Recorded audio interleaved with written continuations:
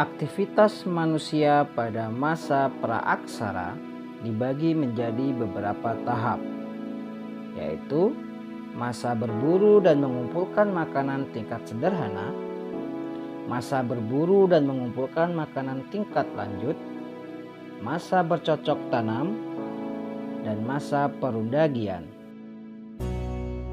Kehidupan manusia pada masa berburu dan mengumpulkan makanan tingkat sederhana, yaitu hidup nomaden atau berpindah-pindah tempat, hidup dalam kelompok-kelompok kecil, memperoleh makanan dengan cara berburu dan mengumpulkan umbi-umbian, buah-buahan, serta dedaunan. Alat yang digunakan terbuat dari batu yang masih kasar, dari tulang dan kayu. Benda-benda peninggalan manusia masa praaksara pada masa berburu dan mengumpulkan tingkat sederhana diantaranya adalah kapak perimbas, kapak genggam, flex atau alat serpih, serta alat-alat dari tulang dan kayu.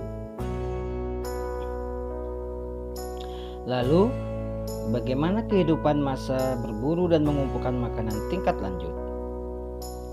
Kehidupan pada masa ini tidak jauh berbeda dengan kehidupan sebelumnya. Untuk memperoleh makanan, mereka masih berburu dan mengumpulkan umbi-umbian, buah-buahan, dan dedaunan. Mereka hidup dalam kelompok-kelompok kecil yang tinggal setengah menetap di gua-gua yang dikenal dengan Abrisosros.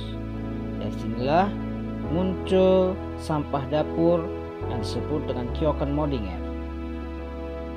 Alat yang digunakan pada masa ini terbuat dari batu yang lebih halus.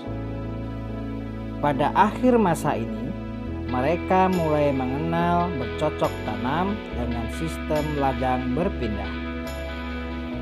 Mereka membuka lahan dengan cara membakar, kemudian membersihkan, dan mulai menanam tanaman seperti jagung dan umbi-umbian. Setelah tanah mereka tidak subur lagi, mereka kemudian pindah tempat untuk mencari lahan yang subur.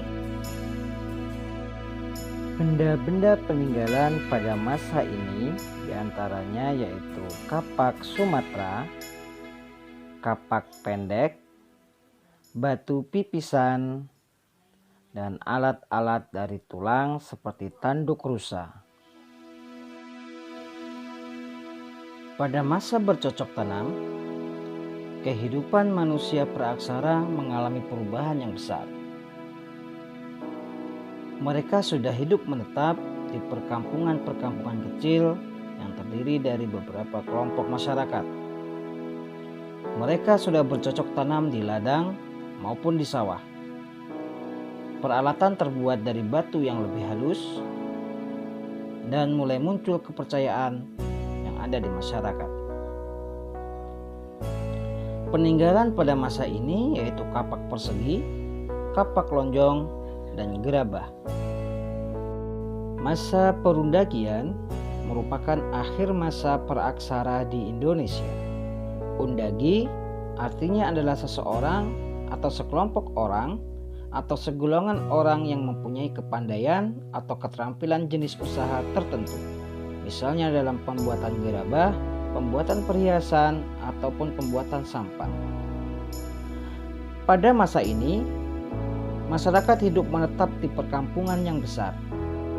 Mereka membuat perkampungan di daerah pantai, di daerah dataran rendah, dan di daerah pegunungan. Masyarakat sudah mahir dalam teknik bersawah yang baik.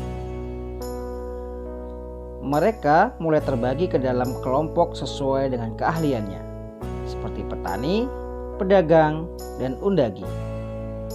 Pada masa ini pula, masyarakat mulai memiliki kepercayaan animisme dan dinamisme. Belajar dari kehidupan manusia masa praaksara, maka terdapat nilai-nilai budaya yang harus kita jaga dan kita lestarikan di masa kini. Di antaranya yaitu nilai gotong royong, nilai musyawarah, dan nilai keadilan.